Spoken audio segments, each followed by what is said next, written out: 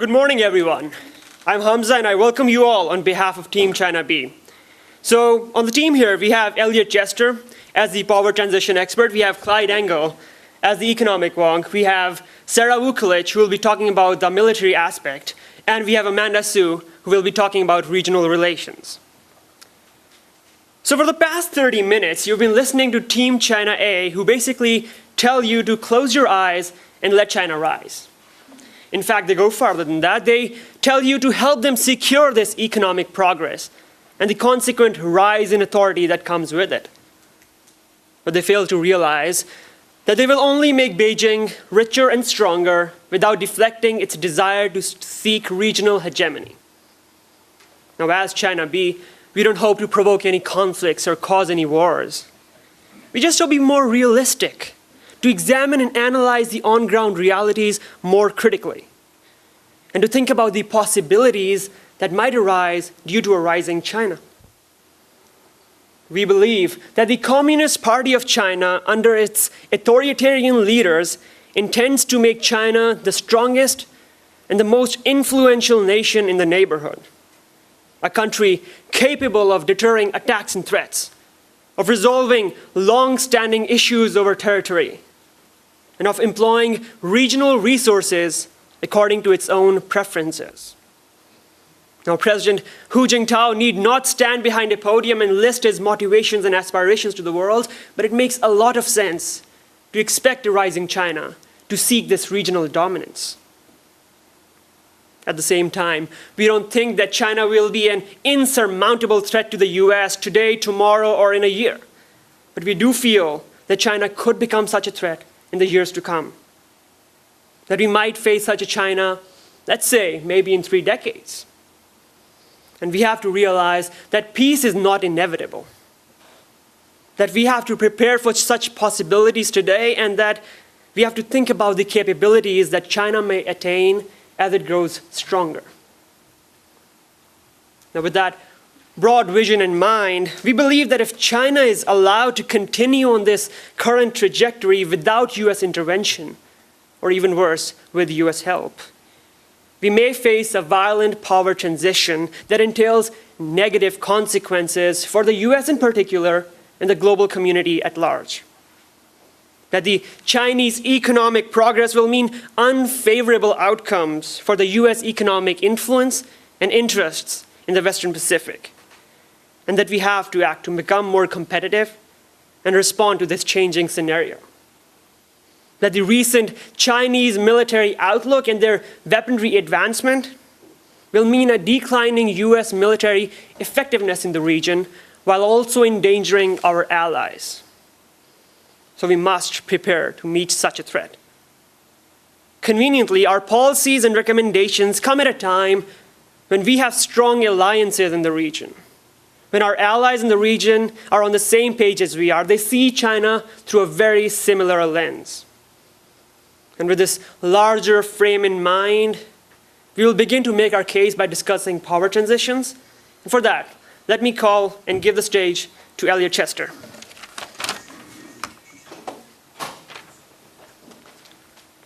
Thank you for that introduction, Hamza. As he stated, my name is Elliot Chester, and I will be discussing with you some of the broad theoretical implications of China's so-called peaceful rise and why that could pose a serious threat to the United States security interests in the near future. To start with, power transition theory, I'm just going to go over it briefly, is basically something that has existed throughout world history. You have always you have this dominant satisfied power and a rising challenger power, and when they meet, conflict in their capabilities, conflict inevitably ensues. Now, the two main I guess you'd say prerequisites for a power transition are equality in capabilities and dissatisfaction. Now, in terms of equality in capabilities, most analysts agree that China will soon be roughly equal to the United States in key measurements like gross domestic product and in military capabilities. Population, which is another factor in power transition, is obviously in China's favor because it gives you a greater population that you can mobilize. Now, in terms of dissatisfaction, China A has argued that dissatisfaction is somewhat difficult to quantify.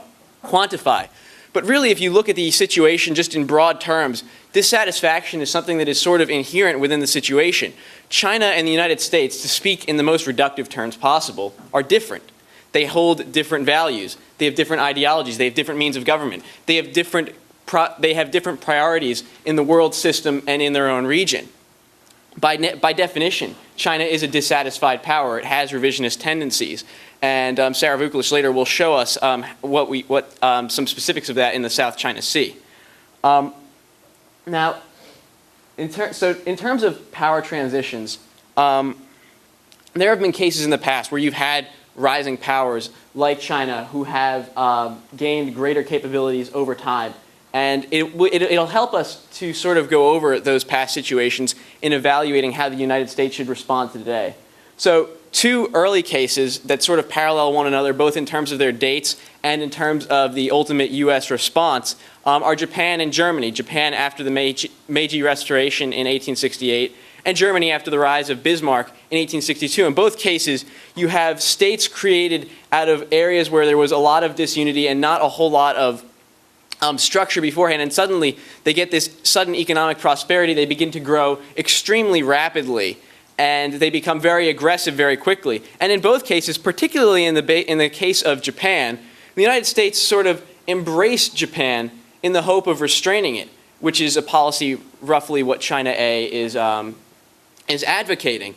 And as an end result, of course, neither nation was really checked in their aspirations. And we had to fight not one, but two great wars ultimately to stem the rising security threats from these revisionist great powers. Now, a third example that doesn't quite follow the rubric of the other two is the Soviet Union. Like Japan and Germany, the Soviet Union was a revisionist great power that wished to seek, at the very least, regional hegemony and upset the world order. Unlike as in the case of Japan and Germany, the United States never had to fight a great power war to defeat the Soviet Union because shortly after the rise of the Soviet Union, the United States implemented a very coherent and firm containment policy that effectively ended all Soviet state-sponsored violence after 1950 in Korea. And now, while we can debate all we want about individual applications of containment, the broad point is that containment worked where appeasement did not. Now, of course, at this point, you're probably saying, well, that was then, this is now. Where does China fit in? Now, as we've already shown, China has the conditions for a power transition historically soon in place. But not only does China meet the basic conditions for a potentially threatening power transition, unlike states like Japan and Germany, China has a long tradition of hegemonic thought that make it all the more likely to try and effect such a transition. The notion of the pa or ba, the hegemon, in Chinese society goes back 2,500 years to before the Warring States period. If you look throughout Chinese history, the question has never been, should we have an empire? Should we have a republic? No. The question has been, who will rule the empire? It's sort of been this sort of inherent, understood, underlying thing. In the 1400s, the seafaring voyages of Cheng He, the main purpose of those voyages from the Ming Dynasty was for them to say to the world, you are our tributary states, and we are your betters, and we are here to explain that to you. So China has this sort of long tradition of seeing themselves as a superior nation state. So where do we fit this in? We now see that, like Japan and Germany, China has rising capabilities and revisionist tendencies within its region, but unlike states like Japan and Germany, China has a long history of hegemonic thinking. So when you combine this long history of hegemonic thinking with the basic prerequisites for a power transition, you get a state that's highly likely to attempt to disrupt regional order sometime in the near future. And so when people talk about China's recent anti-hegemonic rhetoric, going back to, say, the Shanghai Communique, in which they said China will never attempt to become a world power, China thinks that's a terrible idea. Well, the answer to that is, of course they would have to say that. Revisionist powers will never reveal their intentions before they have capabilities to actually act upon their intentions. So at the end of the day, China's peaceful rise may turn out to be something more of a peaceful ruse. And to talk about some specific policy applications to how we deal with that, I'd like to turn the floor over to Clyde.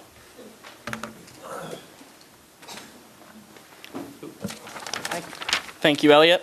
Hi, I'm Clyde Engel, and I am the economic expert. So The Sino-American economic relationship is both an important and beneficial one for the world's two largest economies, the United States and China. My argument today is not against Chinese economic growth. I am not here to bash China or to suggest overzealous economic tariffs or economic sanctions.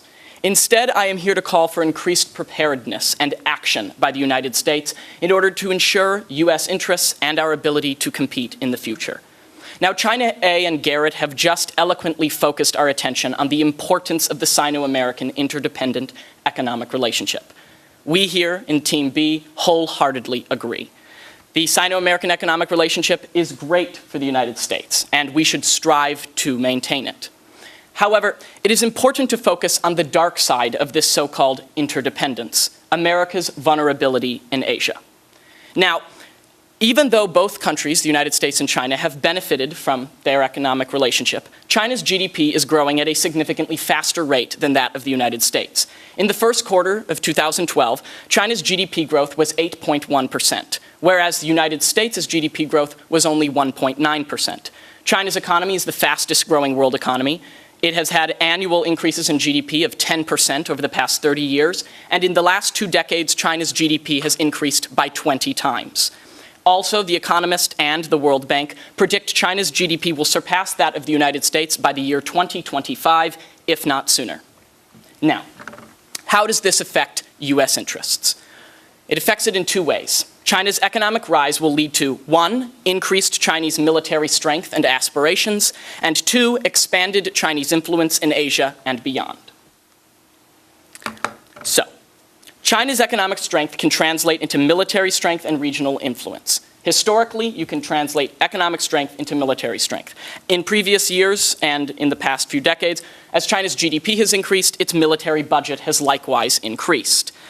China can take all of its newfound wealth and convert that into resources for further geopolitical strength and geopolitical action and influence throughout Asia, modernizing its military and continuing to spread its influence throughout Asia, a serious problem for U.S. interests in the region. Secondly, China might believe that the United States is hemmed in because of our economic relationship with them, and this might encourage Chinese adventurism in Asia. For instance, China could invade Taiwan or increase its influence in the South China Sea, thinking that the United States would not try to take action to stop them because it would have its economic relationship in mind. China would believe that the United States would not want to put its interdependent economic relationship in jeopardy by going into a conflict, so it would back off and let China do what it wants to in Asia. Now, this is a serious problem for the United States. The United States does not want China thinking that it will not act, and it does not want China subverting its interests in Asia. The U.S. must prevent China from using our economic relationship in a politically coercive way. Now, how can we stop this? First, in the coming years, we want to preserve our relationship with China. It is a mutually beneficial economic relationship that we do not want to see go away. We would like it to strengthen. We would love the relationship to strengthen because it would help the United States. However, the United States must wake up and realize that as China and other nations in Asia become more competitive, we likewise must become more competitive.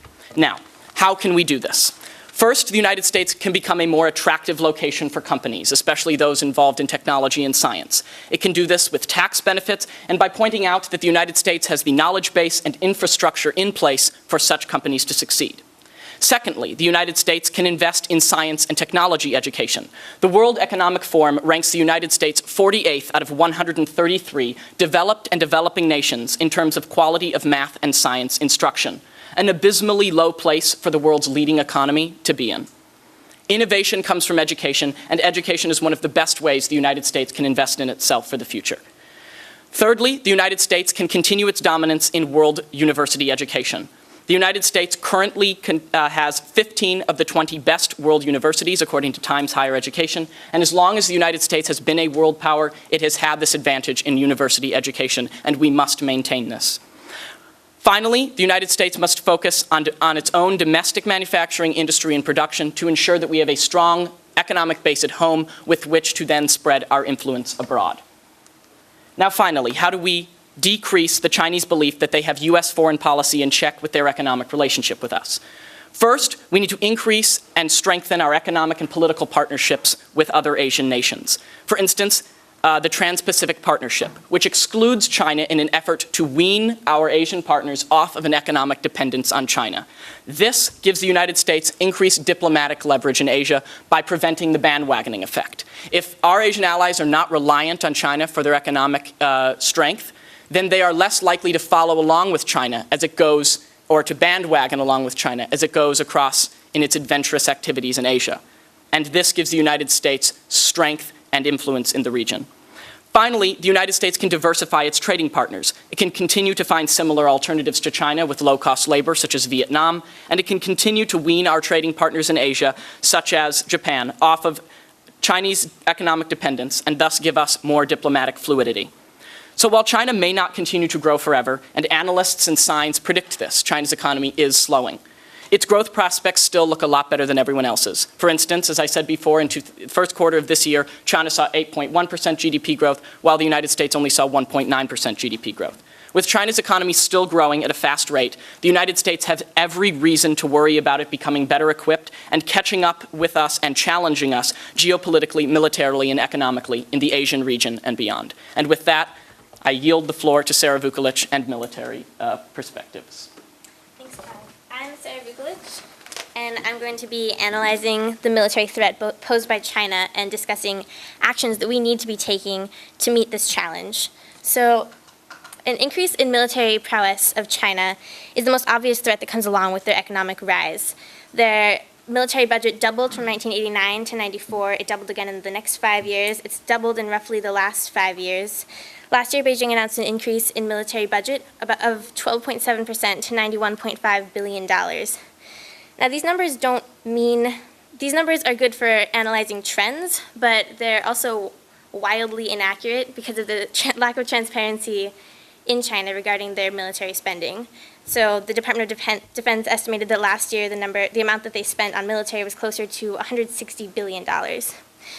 So this lack of transparency and lack of reciprocity in military coordination and communication that China A is suggesting is a huge barrier. And I think chasing pirates together on the high seas is not going to go that far in breaking down that barrier. And to think it is more than a little naive. So even with this rapid growth in spending and the highest estimates of what they are spending, and even accounting for how much they're spending on securing land borders, America still spends 8 times more on our military than China does on theirs. So why are we worried? Well, China is investing in resources that are tailored to negate traditional U.S. advantages in the region. So they're spending money on advanced submarines, destroyer fleets, anti-ship ballistic missiles, and cyber warfare and space capabilities. So this is obviously very concerning and neutralizes our military capabilities in the region. So this increasing threat to American ability to protect our military influence in the region is especially concerning because of Chinese military ambitions, geopolitical ambitions. I'm going to talk about 2 of those specifically, the South China Sea and Taiwan. So this map is the South China Sea, and the blue lines on it indicate basically the way most of the world sees this area and our allies and the way we see it. The blue lines, according to the law of the sea, a country is sovereign over islands up to 100 miles out from its coast. So that pretty much indicates the way that would divide the sea. This red line indicates the way China sees things, which is that it owns everything. So while China A has argued that the Chinese are more interested in their own security, well, China defines this as a core interest of their national security. So I think we need to be really skeptical of what that means and what that means to us and what that means to our allies, because there's obviously a huge disconnect there when we're talking about what is defense. So the next thing we're going to talk about is Taiwan. China has a huge ability to influence Taiwan because of their military superiority that is only growing. Now, currently China's policy regarding Taiwan is to prevent them from gaining independence. However, with these increased military capabilities shown on this map, this is strike capabilities of land-based and sea-based missiles, and increased military confidence, China could end up desiring to exert their influence in ways, and that may not materialize in the form of forced reunification, but it might be something more like coercion during an election in Taiwan, or some other way of coercing Taiwan to bend to Chinese political or economic interests, which obviously is unacceptable to us. So what are we going to do about this threat? We have to start investing in capabilities to meet this threat. So we're worried about anti-ballistic missiles. Let's build deep water ballistic defense destroyers that can shoot missiles out of the air, and networks to track launches so that ships can be warned when missiles have been fired. We need to increase our presence in the region and our capabilities in the region. We also want to promote more joint exercises with our allies and between our allies. And we also want to promote more aggressive diplomacy. We're not ruling out diplomacy. It's actually a crucial part of our strategy. Later in this presentation, we'll address how acting with diplomatic unity can increase the legitimacy and strength of our allies acting in this region. But this kind of diplomacy means nothing without military backing it. The two really go hand in hand. So I'm going to talk about two more really important points of our strategy. The first is that the policy that we develop has to be very clear, very comprehensive, and well articulated. We have to make sure that China understands our expectations, because the most dangerous thing would be to have a vague policy that could encourage China to test our limits and someday perhaps go too far and entangle both of us in a conflict that nobody wants. So as China A talked about, this pivot to Asia is already happening. We are building bases in Southeast Asia and in Australia, so let's not do this in a haphazard way. That would be the worst possible thing we could do. The second really important thing is that we have to act now. Now is the best time to prepare to meet this threat, because the gap between our capabilities in the region and Chinese capabilities is only shrinking. And also, right now, our allies are on board and are ready to meet this threat as a unified force. So on that note, I will give up the floor to Amanda Su, Regional Alliances expert. Thank you very much, Sarah. So my name is Amanda Su, and in the next couple of minutes, I'm going to lay out what a multilateral policy of containment looks like. I'm going to illustrate how this policy of containment has already proved to be extremely effective for us.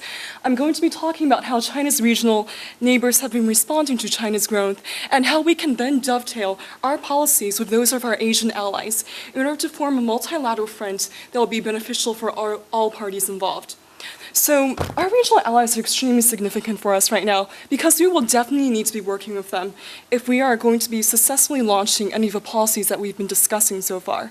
So if we take a look at the military postures of the countries bordering and surrounding China, we can conclude that China's military modernization is having a decided and uniform impact on its neighbors in East Asia.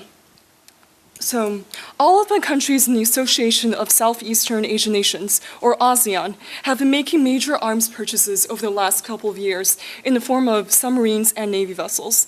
ASEAN has also increased military relations with external powers such as the US, Japan, Australia, and India. Even historically unlikely nations, such as Vietnam, have been drawing closer to America in the form of security alliances against China. And in the meantime, Japan and India have been courting its regional allies with trade agreements and a talk of a circle of democracy. Notice the striking visual of containment presented there, in a concerted effort to counterbalance the troubling implications of China's emerging economic and military power. So how is any of this significant for us? It tells us that nations in East Asia, even as they are being drawn closer to China in the form of various economic ties, they are essentially hedging their bets against China through the formation of these security blocs. Their policies towards China are already poised on the brink of containment. So it means that our regional partners are already on board with us should we wish to pursue similar policies.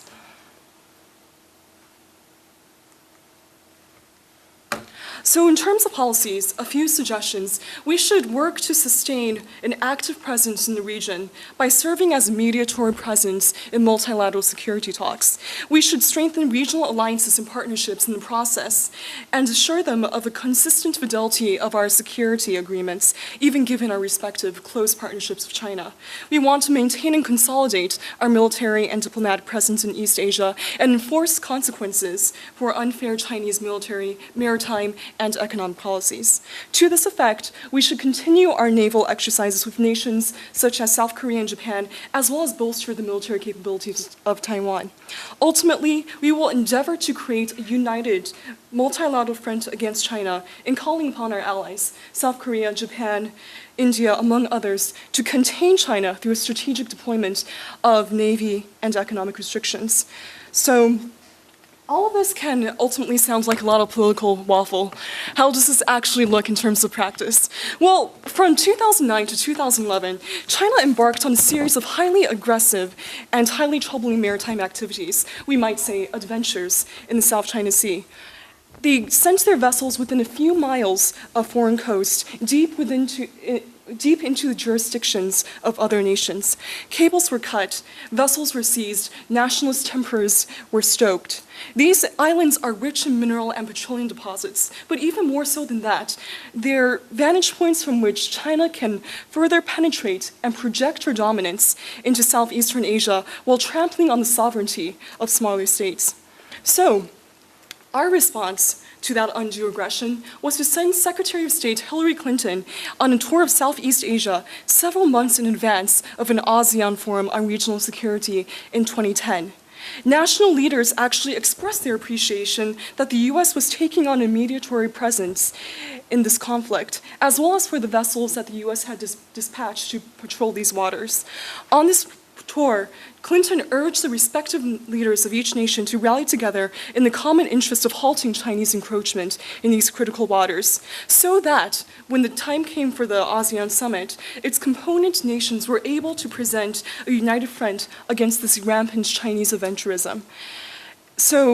And much to our collective gratification, China backed off. It realized that it had tarnished the image that it had worked to cultivate in Southeast Asia, that it had created a shared interest among countries in the region to counter China.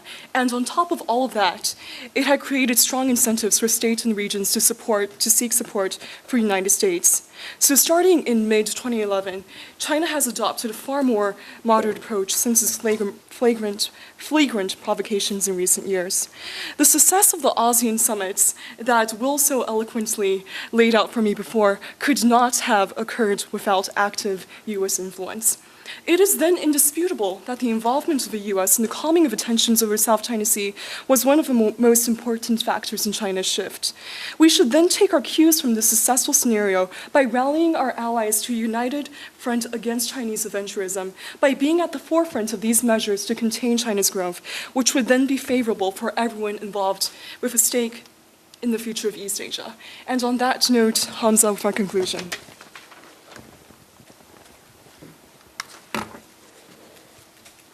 So the eloquent members of Team China B have comprehensively made their case and have shown you the benefits of this policy of economic competitiveness and of military containment as a response to Chinese rise. Our policymakers seem to have already realized the wisdom of such an approach and its timely implementation, as they have already been introduced into the US foreign policy. China B simply hopes to systematize such policies and give a broader vision to our approach in the Western Pacific. Because when we wake up in 3 decades from now, we hope to look around and find the world similar to how it is today. A world where America can foster alliances across the globe, where we can trade on the international market on a fair system. We hope for China to be an ally, a friend, a mutually beneficial partner in this world, a partner that does not impede other national interests. Appropriately, tomorrow is 4th of July, and because of that, we ask you to join us in protecting America. This vision is not very different from what China A has, and we both hope to protect America and look out for it.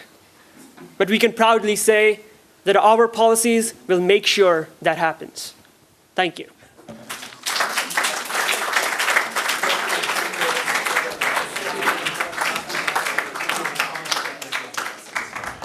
Thank TV for their eloquent, if not modest. With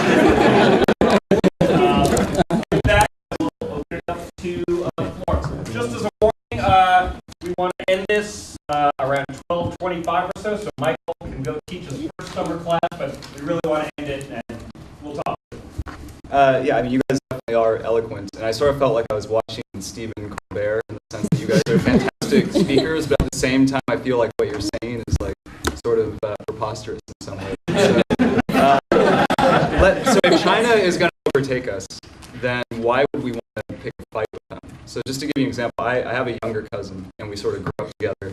He's 5 years younger than me, and when we were little, I used to just sort of smack him around and take all the best toys for myself. Then it started to become clear that he was going to be a lot stronger than me. I was on the debate team, he was on the wrestling team. He was working out all the time, and so I had a very proactive strategy, and I started to become nicer and nicer, and basically kiss his ass as much as possible. And I eventually moved across the country, living in California, and I'm still here. It seemed to work out pretty well. So if China is going to overtake the United States, doesn't it behoove us to sort of take the British strategy, start ceding more territory within Asia, letting them have that sphere, and just trying to focus on the fact that we can still prosper in North America and still trade with Europe? I don't think we're advocating that China is going to overtake us. I think we're advocating that China can become it's going to become an increasingly tough economic competitor. I think that with our policies, we will assert U.S. influence in Asia and prevent China from becoming a regional hegemon, and we will prevent China from becoming, as your cousin was, a wrestler who could beat you up. I think we're going to kind of stunt the wrestler's growth. We're not trying to stunt the wrestler's economic growth per se, because we do believe. That's another issue I had, though, is that you say, I mean, I could have stunted his growth, I could have hid food from him or taken his ingredients away. You're saying no, let's keep giving him all the food and the protein powder that he needs to become. Because as China A eloquently pointed out, I think China has serious economic problems that will eventually cause serious economic decline. I see in the future, I think the team sees in the future, economic decline for China. That doesn't necessarily mean in the short run, the next few decades, that China will not increasingly move to increase its military budget and assert its independence in South China Sea and Taiwan. That's where we're really concerned. We're concerned that China will try to assert itself as a powerful competitor to the United States in that world, and we are trying to prevent that from happening. And we're not so concerned about, for instance, China becoming a more competitive economic partner than us. We're simply trying to assert U.S. influence in both our economic and military and political interests in the region.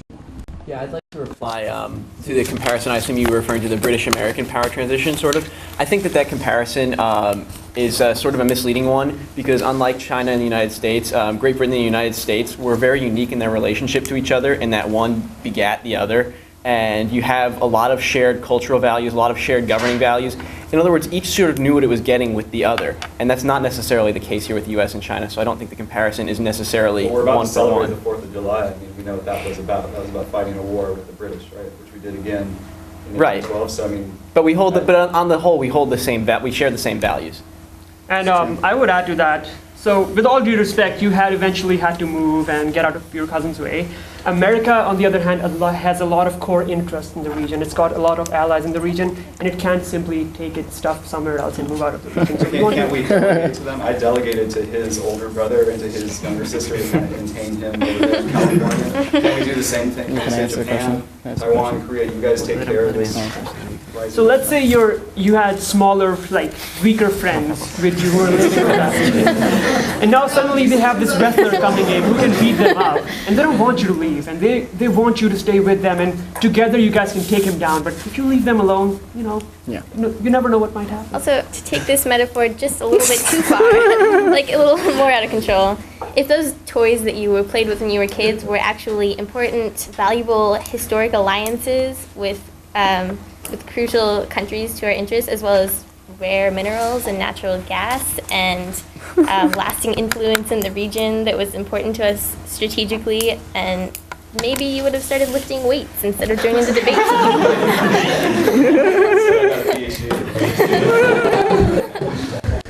Yeah, I want to pick up on this interest question. So why would it be such a disaster for China to dominate East Asia? You talked about alliances, but I mean, alliances don't have any inherent value. I mean, you know, we have alliances because those states do stuff for us. So what exactly do they do? Why is Philippine claims in the South China Sea of any interest to us? More broadly, what's going to happen if China dominates East Asia? Are they going to invade us? Are they going to start meddling around in the Western Hemisphere? Are they going to blockade our economy? I just don't understand why we should even be interested in this development. I mean, one argument that could be made for that is that in that region, the South China Sea, there are a lot of new transportation routes that are coming up. There's a lot of pipelines that pass through that region, and a lot of economies, and U.S. economy somewhat depends on that. Our allies depend on that. So we don't want China to have complete autonomy and complete control over those resources, and we don't want to be in a position where America would have to ask China for certain privileges, which it already enjoys right now. And if we maintain our stance, contain China right now, we could prevent that from happening. The other team also talked about entangling China into this liberal international order, and if China is going to become a regional hegemon, it will pose serious threats to the liberal international order that has already been put in place by the United States. Professor McDonald mentioned earlier, China will have to, in order to sustain, China's in the growth trap right now, and the only way that it can move up past the problems that came with its incredible growth is to grow faster. And in order to do that, it'll have to cut off its unconditional partnerships with states, autocratic regimes such as Sudan and if we look at Chinese behavior in the UN 41 years ago. No, not 41 years ago. 10 years ago, 41 nations that were once on the U.S. voted on with Western initiatives have now switched over to supporting China and Russia, and so we can see that China will definitely be able to tilt things away from Western interests. That's great. Just to add on, to follow on this question to a degree, what should we expect of U.S. power in Asia? So I'll just put this as starkly as possible to maybe generate some response conversation. We could look at it and think that the United States has never been preeminent in East Asia, and we've learned that lesson really painfully over time, especially after World War II. Starting in 1945, a divided Korea is by itself an indication of the lack of power of the U.S. in 1945 to come out with a full Korea. We lost the second phase of the Korean War. We lost the Vietnam War. We could argue about the particulars, but certainly by the time the United States militarily pulls out of Taiwan, the capabilities of the United States in the region are obviously limited and always have been. So what can we expect? Let's say, why shouldn't we look at this situation and say the United States simply doesn't have the power to really be a preeminent player within the first island chain of Asia? I think that we don't so much expect to be the preeminent power in Asia as much as we plan to be an active partner of other powers in Asia. We plan to be active partner of South Korea, the active partner of Vietnam, the active partner of Japan, and to help strengthen those countries in their efforts to maintain their sovereignty and maintain their role in the dialogue of Asia. I think that the United States, that Japan and South Korea especially gives the United States unique places to put our military bases and to assert our influence in the region, just as Great Britain, for instance, gave us the launching point for our war, for World War II. We need, not necessarily, we're not saying we're going to war, but I'm trying to point out the comparison of having those countries gives us an ability to assert our influence. And I think that the idea that the United States may not be the preeminent power in Asia is precisely why we need to strengthen our alliances with other countries so that we necessarily won't be the preeminent power, but that we can help move our allies in such a way that they remain competitive even as their growth may slow. So if they don't want to fight for Taiwan, we should not fight for Taiwan. But I think that Taiwan, if in the instance years down the road, a majority of Taiwanese citizens want to become a member of China, we would have to we could revise our strategy. But as of now, the fact that our Asian allies want us in Asia, they want us there. They've clearly stated that they want us to have a role in Asia, and we are not about to back out, and we are going to continue our role in Asia to protect their interests. Jeff. I want to follow up on Michael's question, because I still don't think you guys have really identified what you think is the problem in the policy. You haven't identified it because you want to have your cake but eat it too. I mean, you said the fundamental problem is the rising trajectory of Chinese power, but you've identified no strategy to undermine the trajectory. You've identified strategies to maybe slow it, to say, oh, it might be dangerous if you build the military, but you haven't really followed your own analysis and said, well, let's contain them, like we did with the Soviet Union. It worked. That's the one case where it worked. You said it yourself. You set up the analysis.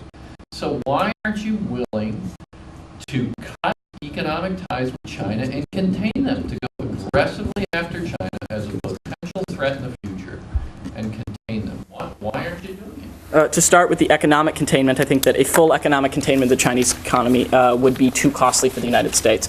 I think that the United States benefits greatly from their economic relationship with China, and that in this case, they're gaining on us. Yes, they're gaining on us, but in GDP, I guess, but not, for instance, in terms of GDP per capita, let's say. But I think that their GDP growth poses a threat for us militarily in Asia, so we have to look at it as a military containment, not as an economic containment, because China's economy not only has fundamental problems, which will cause problems for its growth, but also our interdependent economic relationship is very beneficial to the United States, and to cut off that relationship would undermine many of our interests, and the costs would be too high. The costs outweigh the benefits in a cost-benefit analysis. I would say that our argument is that we can have our cake and eat it too, in that just as Clyde was explaining, we're very okay with this economic growth. Our policy is one of continued economic cooperation and the continuation of a mutually prosperous relationship, and geopolitical containment. And the geopolitical containment is our way of sending a message to China that you can't do whatever you want, because a lot of what they are doing is very much counter to our values and our interests.